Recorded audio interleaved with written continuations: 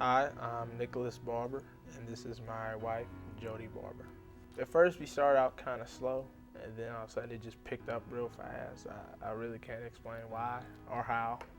It's like one day I was like, wow, she really is what I've been looking for, I don't think I couldn't get, I can't do any better than her. She's what I need, so. For me, I didn't doubt anything. I didn't want to go find anything else, anybody else. I don't know. It was just that connection that we had. We had a good connection. We were able to talk about everything. We were able to laugh about everything, hang out. Honestly, when we started to realize we had feelings for each other, it was in that period when we were going out a lot with friends and we were just, having a good time. And honestly, I could say from my perspective that it really didn't occur to me that we were in an interracial relationship until we were like out in public and everybody else kind of Identifies that. identifies us as interracial. Because we used to tell each other, like, I forget you're, whatever, I forget you're, whatever. So it was just, we didn't really realize it until we were out and about. And other people realized it. My parents had no problem with it. My dad never said a word about it. My mom loves Jody. I think my mom loves Jody more than she likes me. So there was no problem at all on my side of the family. On my side of the family, my mom was okay with it.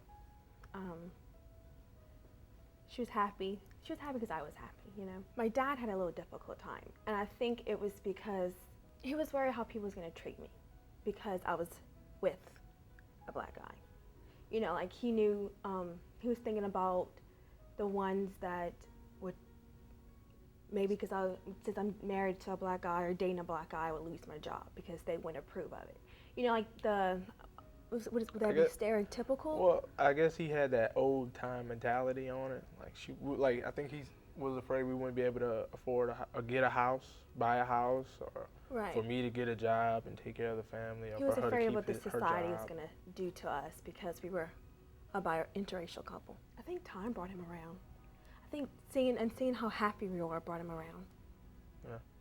Another thing too was that he had never saw me or met me before. He just knew that I was my name and that I was black.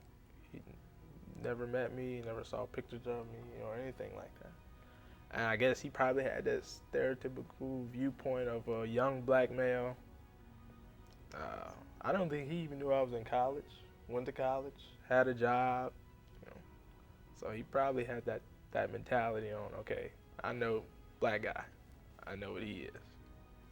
And obviously that's not me at all. So. I guess I always dated outside my race a little bit because I'm half Mexican and half white, and I've only dated white guys. But down here, they don't see me white. They didn't see me as Mexican. It's been a little bit difficult because you're known as the Mexican. Growing up in school, I was the Mexican because there was no other Mexicans, in school or anything like that.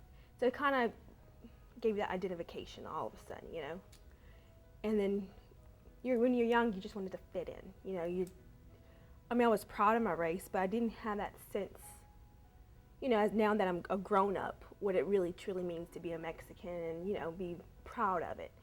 I just at the time, I just wanted to fit in, be like the rest. When I was in middle school and high school, of course I only hung out with black guys. It was just, or black people in general, just who I hung out with.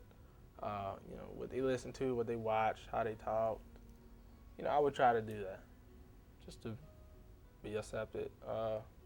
It wasn't until I graduated high school and I started going to college when I kind of had this understanding of, if I like this or that, then that's what I'm gonna like. I'm not gonna like it because I'm not gonna like this because everybody else I hang with likes that.